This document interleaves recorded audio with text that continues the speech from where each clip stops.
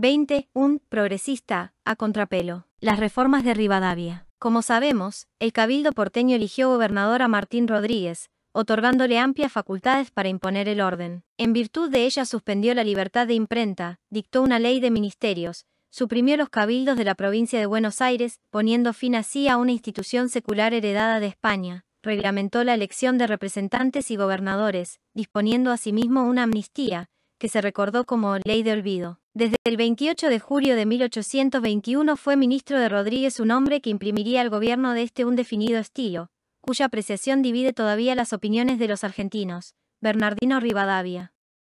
O, para ser más preciso, Bernardino González Rivadavia. Nacido en Buenos Aires el 20 de mayo de 1780, en mayo de 1821 llegaba de Europa a su ciudad natal. Traía el prestigio que, entre el grupo ilustrado que formaban los unitarios porteños, le reportaba el hecho de haber tratado con figuras destacadas de la política, las ideas y la economía europeas, habiendo leído a poco de aparecer obras que aquí significaban aún novedades, siendo comentadas con admiración por quienes vivían pendientes de ellas en este rincón del mundo. Rivadavia era un tanto prosopopéyico, amigo del boato y un trabajador infatigable, capaz de redactar personalmente infinitos decretos sobre los temas más variados, que iban desde los relativos a las ochavas de las esquinas, hasta aquellos que concernían a la organización interna de la Iglesia Católica. Su empuje legislativo fue arrollador.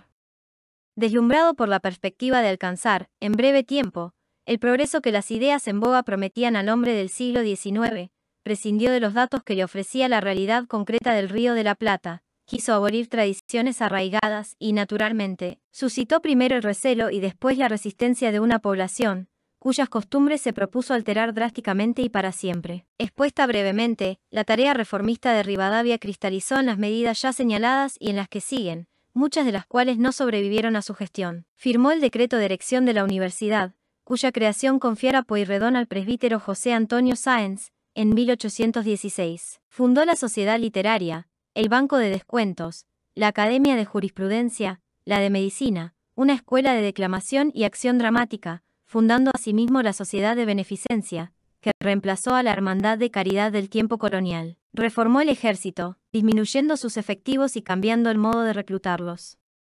Y, fundamentalmente, encaró una reforma religiosa que merece graves objeciones pues, al emprenderla, invadió una jurisdicción que de ninguna manera competía al gobierno civil, amén de haber constituido un auténtico despojo de los bienes pertenecientes a las órdenes regulares. Inspirado en el pensamiento de Juan Antonio Llorente, un cura español, masón, que había colgado los hábitos, confiscó las propiedades de diversas congregaciones religiosas, suprimió la de los betlemitas que se encargaban de atender hospitales y prohibió la existencia de frailes menores, es decir, de aquellos que se preparaban para profesar. Estableció números mínimos y máximos de religiosos por cada convento, determinando así la desaparición de varios de ellos. Las relaciones de la Iglesia argentina con Roma y de las órdenes con sus respectivas casas matrices estaban interrumpidas, pues se mantenían a través de España, gobernando la diócesis de Buenos Aires el presbítero Mariano Medrano. Este dirigió a las autoridades una enérgica súplica, a fin de que las reformas quedaran sin efecto. Rivadavia, como respuesta, pidió se lo expulsara del país y se expropiasen sus bienes. Aunque estas sanciones no llegaron a aplicarse, Medrano fue destituido del cargo, siendo reemplazado por Diego Estanislao de Zavaleta, un clérigo adicto al gobierno. Tal reforma eclesiástica desató una enconada batalla de prensa. La defendían el periódico oficial La Gaceta y el joven Juan Cruz Varela, que dirigía el Centinela. La atacaban, en cambio, Fray Cayetano Rodríguez, desde el día, y, en primer lugar, Fray Francisco de Paula Castañeda, que se valía para ello de múltiples publicaciones, alimentadas por su pluma fértil y aguerrida. Castañeda era franciscano, había fundado una escuela de dibujo y se lo estimaba como excelente predicador. Pero, impulsado por las circunstancias, se transformó en un periodista temible. Las hojas que creó para sostener su causa tenían nombres extravagantes y llamativos, por ejemplo, el desengañador gauchi político, Doña María Retazos, la matrona comentadora o la guardia vendida por el Centinela. Y, en realidad, tales títulos eran bastante más largos que la forma sintética en que los he mencionado.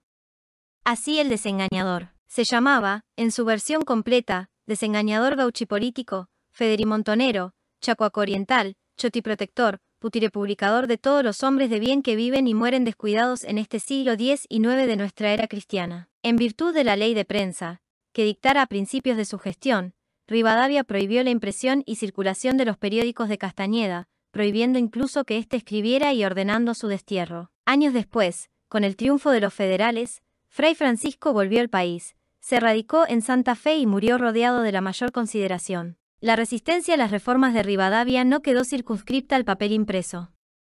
Gregorio Tagle, exministro de Pueyrredón, organizó una revolución contra el gobierno, que estalló el 19 de marzo de 1823. Aunque los revolucionarios, que usaron escapularios como distintivos, llegaron a apoderarse del cabildo, atacando el fuerte, las autoridades conocían sus planes y la revolución fracasó. Fugado Tagle, Rivadavia hizo fusilar a Francisco García, José María Urien y Benito Peralta, partícipes del intento, poniendo precio a la cabeza de su jefe. Desde mediados de 1822 gestionaba Rivadavia un préstamo de la banca británica. Por intermedio de cierto consorcio privado tomó contacto con la Baring Brothers y CEO, concretándose la operación en 1824. Consistió esta en un préstamo de 1.000.000 de libras esterlinas, del cual retuvo el banco 30.000, en concepto de ganancia adelantada, y el consorcio intermediario 120.000 como comisión, correspondiendo el saldo al gobierno de la provincia, que lo percibió parcialmente, en cuotas irregulares y discontinuas, cuyo cobro insumió reiteradas negociaciones. El destino de los fondos consistía en la construcción de un muelle, la instalación de cañerías para aguas corrientes y la erección de un pueblo ribereño, no habiéndose llevado a cabo ninguna de esas obras. Como garantía de pago, se ofrecieron las tierras públicas provinciales que, así, quedaron indisponibles.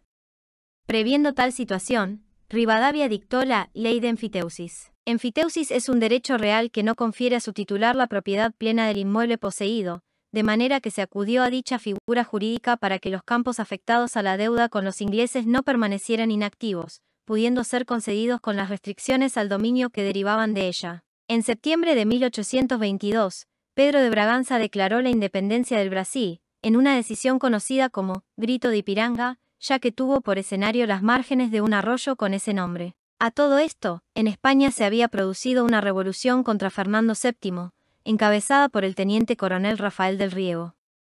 Ello ocurrió en enero de 1820 y el pronunciamiento, de avanzadas ideas liberales, logró imponerse, reimplantando la Constitución de 1812, que Fernando VII derogara. Este, sin embargo, seguía siendo popular entre los españoles, a quienes disgustaba, por otra parte, la furia antirreligiosa de los revolucionarios. Las monarquías europeas acordaron enviar contra los mismos un ejército francés, al mando del duque de Angulema y conocido como los 100.000 hijos de San Luis, que repuso en el trono al rey Fernando, en 1823. Un nuevo Congreso General es convocado en Buenos Aires, a instancias de Rivadavia, en febrero de 1824.